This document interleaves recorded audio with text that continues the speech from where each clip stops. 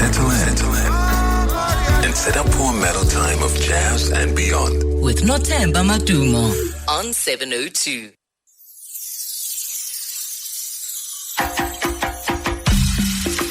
Okay, we are dancing in the studio. We're stomping our feet. We are celebrating. We are reawakening. We are reawakening together with Keenan Meyer. Loving Offense Sibula, featured on this on the saxophone, and of course even the way the song starts with those amazing percussions. And that's Thomas Gianni. Yes, on that, and you on the keyboard. Who else is giving us this? So we feel like just it's your clients, Yaban, and just do da da da da da. Yeah. So on there is also Legan Starchild on the drums. And then, the clapping was the vocalists who were joining me in the studio.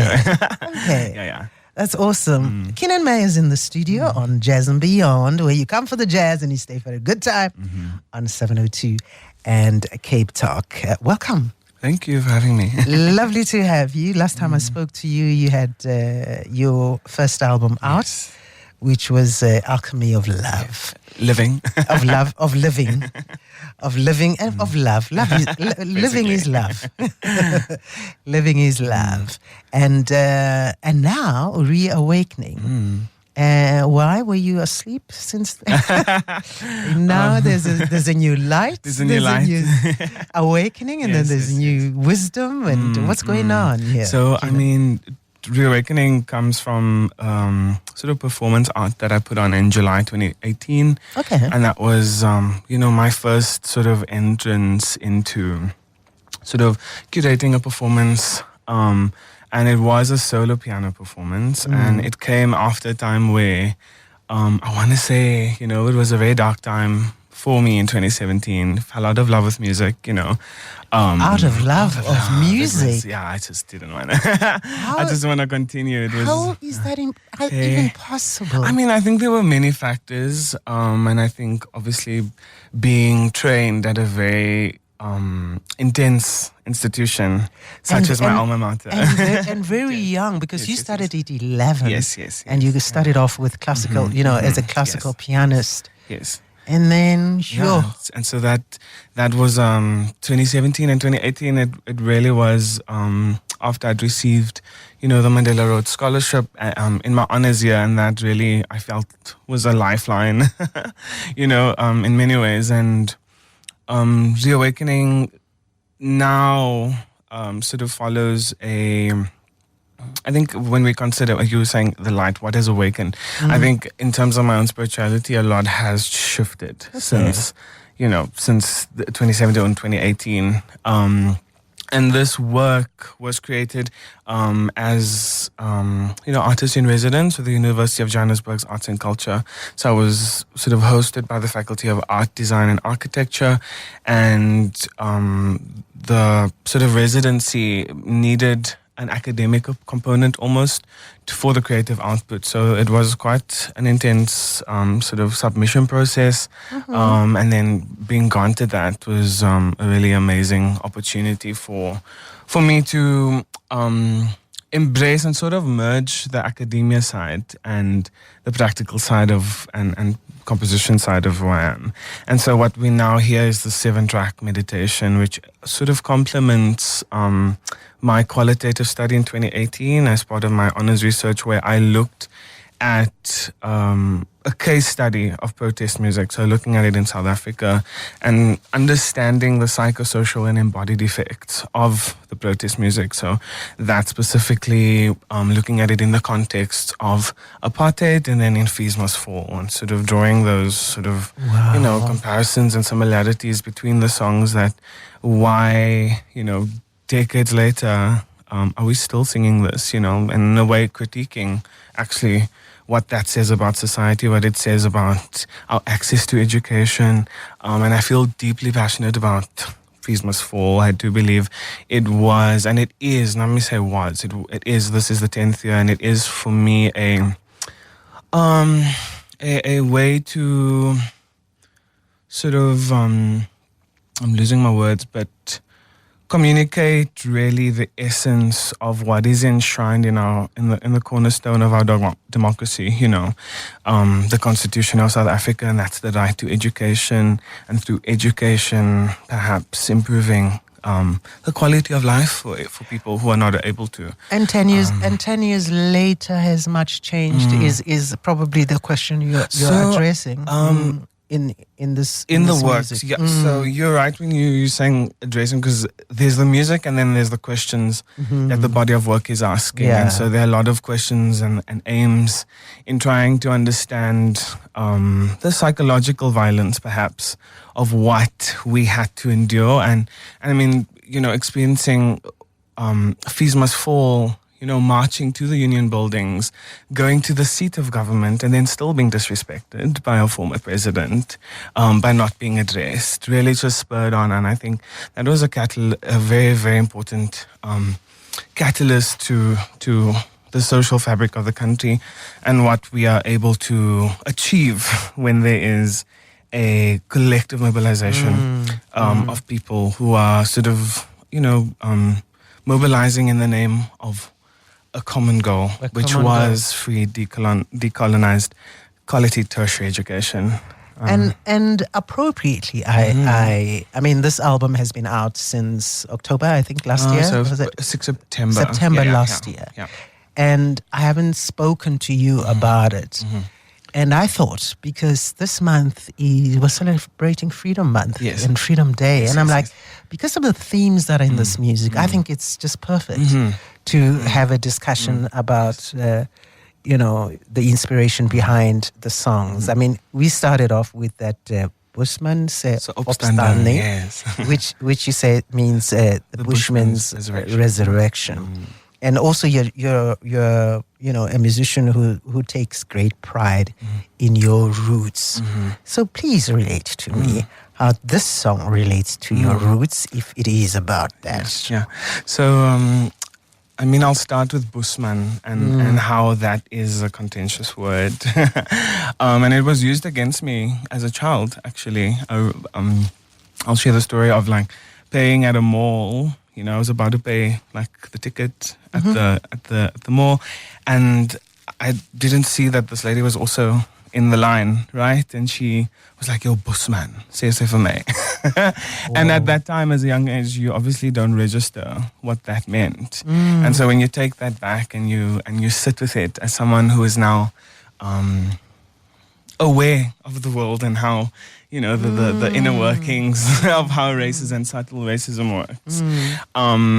Being radicalized in that way, to be like, Ek is mos 'n Bushman, I am of that nature. And so in the same way, language having power, in that same way, I take back that power to say, yes, I am actually of the First Nation. And I went even deeper to sort of do an ancestry test, as part of a bigger project of engaging the topic of colored identity, which I feel is intensely complex for me. And I really grapple with accepting that term because I know the history of it and, how a classification became culture, and so that Bushman's Opstanding essentially for me is, and you can hear it, and you started off by saying we're stomping our feet and we're dancing. There's almost a joyous return, that I feel, and that comes from obviously consulting and throwing the bones to understand where it is that we come from, using divination technologies that was taught or said to us that it was demonic, and so challenging notions of un-Africanness and saying we are actually back and we have a message. And getting in touch with your authentic spirituality and your traditional spirituality. Absolutely amazing. But you also just, as you said earlier on, address the issues of what has happened in this country in the past years, because there's a song that features Sthembiso Bengu that pays tribute to Kalushi. Solomon Kalushi Maklangu, who today was executed 46 years ago. Actually 6 April today, 1979. Yes. Oh, wow. Yes. And so we invoke that spirit. We continuing to invoke To that do that spirit. today. Yes. Yeah. Absolutely. Jazz and Beyond. My guest is Keenan Meyer. Auntie C says, evening away to the guest in the studio with you. And this is Kalushi, who was assassinated 6th April 79. And this is from the album ReAwakening, Keenan Meyer, featuring Sthembiso Bengu, paying tribute to him. Hi, Notemba, Sebastian here, Eldorado Park. You really have a massacre day. Yo. Hi, this is really Jazz and Beyond. And you know what, ne? You go, boy. Keenan, go on. Make us proud. Thank you. Thank you, Matembo, for everything. Thank you for the whole show. You rock. Have a great day. Bye. Bye. Hey, Masakan. How are you, Masakan? Away, Masakan. You're representing, and they love you, and they're proud of you. And I mean, I've seen you perform live, and you're captivating all the time when you also have these innovative compositions. I like the fact that you're saying this Kalushi song. It sounds so sad though. Is also a rework because you were singing it, with during the Fees Must Fall. You also have a track here called A Phallist Prayer, which features Monet, and this one has got the South African an anthem, yes, that is incorporated into this music, and the idea behind that was what? So this is our decolonized anthem, and I'm of the opinion that our democratic anthem should not feature the stem, because I do feel it is a symbol of Afrikaner nationalism, and if we know what that stood for in the days of apartheid, I don't think it's respectful to the national anthem that was sung, and banned during those days to show you the power of it. And so the decolonized anthem I heard in 2015, and it moved me so much so that I spent the past 9 years sort of listening to it, understanding, and trying to understand what it's imbued with, because I do believe there's a power in it, and the way in which Monet sings it really just, I think, highlights that yearning that is within the song. And so historically how the anthem was used, and this comes from my interview participants, some of them being Zanaya Bardens, former Finance Minister Trevor Manuel, who said that there was never a gathering that did not start with the singing of the anthem. Wow. And so that can then just tell you how important that was to us,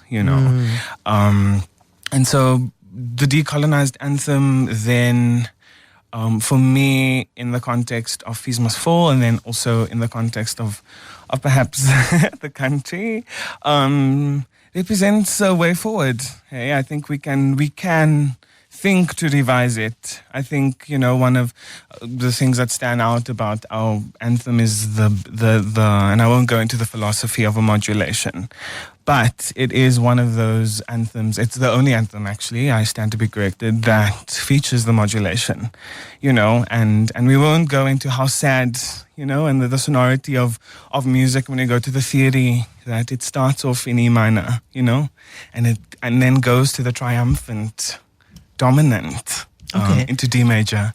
I have no idea what you're talking about. I mentioned this because it's just a thing of understanding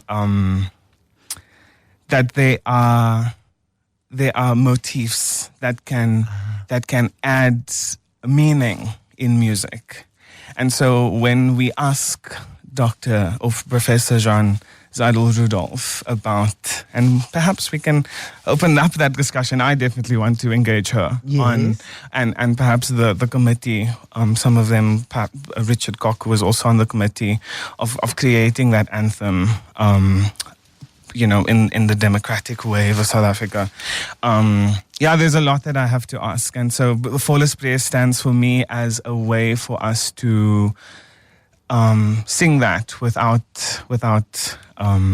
feeling unapologetic about it. Yeah. Let's hear it. Keenan Meyer, featuring Munei, A Flawless Prayer. The album, ReAwakening, and you're hearing it on 702 and Cape Talk. Jazz and Beyond. Oh man, the boyki is great, man. I'm so proud of him, man. Thanks his noms non-temba for having such a beautiful, great guest there.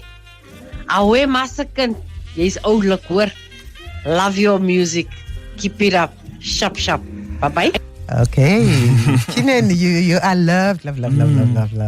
But in the same way, can I just say that there's also a responsibility that I'd like to give to my people, and this is specifically directed at colored people, that your anti-black stance cannot stand. And so when we are embracing who we truly are, then let us grapple with the multiplicity of our identity.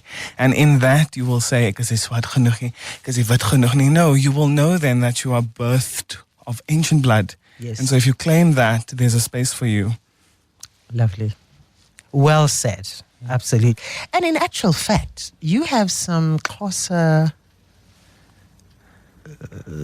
ancestry or something? Not necessarily. So I mean, we can not necessarily isn't closer ancestry, but it's just that we are from Komani, so Queenstown. You know, my grandmother is from Queenstown. Okay. Formerly Queenstown, now Komani.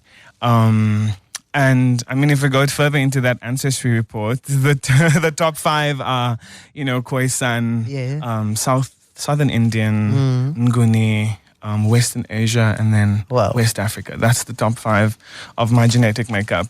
I mean, in that, there's a lot to explore, and that led me down a path of... You're really a global South African. You're not one thing. You're many things. Yes. Yeah, which is what a lot of us are. You can't. There is no one who is purely something. You are part of the world around you in some way or the other. We're celebrating Jazz Appreciation Month. How do you celebrate yours? How do I celebrate jazz? Yeah, Jazz Month. Jazz Month? I will admit that I did not know until I saw your post that it was a jazz month. Really? And so I think fabulous. Now you know. Now I know. But I think, it just forms part of my entire being that it doesn't need a designated month for me absolutely. to sit What does jazz represent to you? Because I think that becomes very important for anybody who may listen to jazz and have a doubtful, sort of approach to it because somebody indoctrinated them with some negativity about the art form, and I think it's more about bringing people into understanding rather than just you don't like jazz, so go away, kind of thing. Like, bring you in to understand what it is about it that makes us so crazy. So I think I'll start with just going back to the point you raised by saying that I started in the classical school, still very much in the classical school. That forms part of my, daily practice of preparation at my instrument. But what I will say about jazz, and as I've started to write my own music and then start performing it, I think what it really has allowed me, and perhaps it's also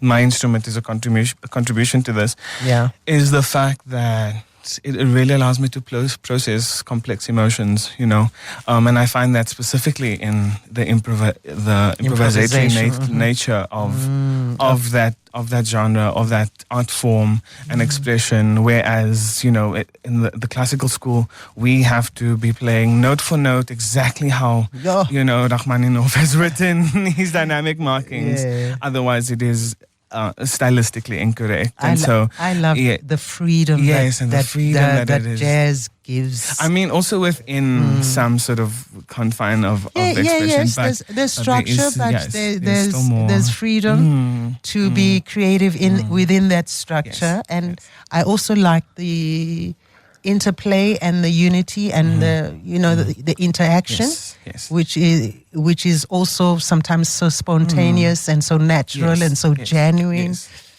Jazz, all those things. And so, to add on to that, I think what is so special about my performances is the fact that, and I feel like it's perhaps with every other musician, but like for me specifically, as someone who read repertoire, read sheet music, that it would always sound the same, if you're playing the sonata. Yeah. But if you're now playing your own music, every single performance morphs into something completely different. And so I think even you mentioned The Alchemy of Living, my debut. That for me was a very observational album, as in audience, sit and listen, sit and feel. Whereas I feel ReAwakening really asks the audience to be a part of that performance. Yes. And in the singing, because you cannot sit still during CI. Absolutely. And it draws us into also engaging not only in the feelings the music brings out, but also just mentally to think about these feelings that are aroused as to what they mean and how important. And talking about that, I'm gonna have to say goodbye. Oh, no. I know, but I want to play out with Shwelele. Okay. Which features Kekelingo. As well as Bablu's Mabaso. Bablu's Mabaso, I say. yes. So the ReAwakening was a transgenerational project, from 2001, I think, the youngest member of the ensemble, or 1953 to 2001. So there was really a vast age range that also contributed to this. Bablu's Mabaso. I actually saw him at a former, what is it? The restaurant where Mandela is. What's that restaurant called? At Century Mandela. Yes. He was playing and actually had booked a session that week. Lovely. And it just happened that he was there and asked. In fact, just look out for that space.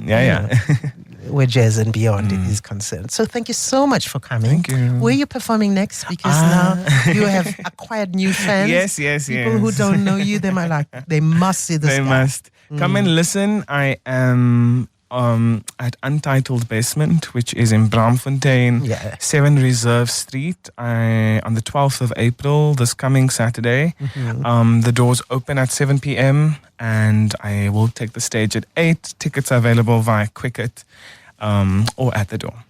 Lovely. I must tell you that Engetani Long says, wow, Notemba, what a beautiful South African artist Keenan Meyer is. Thanks for introducing him to me. I love that decolonized anthem. He says, proudly South African, listening out in the UK. Wow. Thank you. And then also says, I love what he said about the anti-black sentiment. We are one. Thank you so much. And here is Shwelele. And of course, this is a popular song that you've also rearranged How they use it in Fees Must Fall was as a transitory song. So before a speaker came up to address us, and after, or before two songs. Lovely. And thanks. And this is a lament now. And thanks for putting that in context, so that when Jazz and Beyond listeners are listening now, they have that in mind. Yes. Keenan Meyer. Thank you. Thank you for coming to Jazz and Beyond. Of course.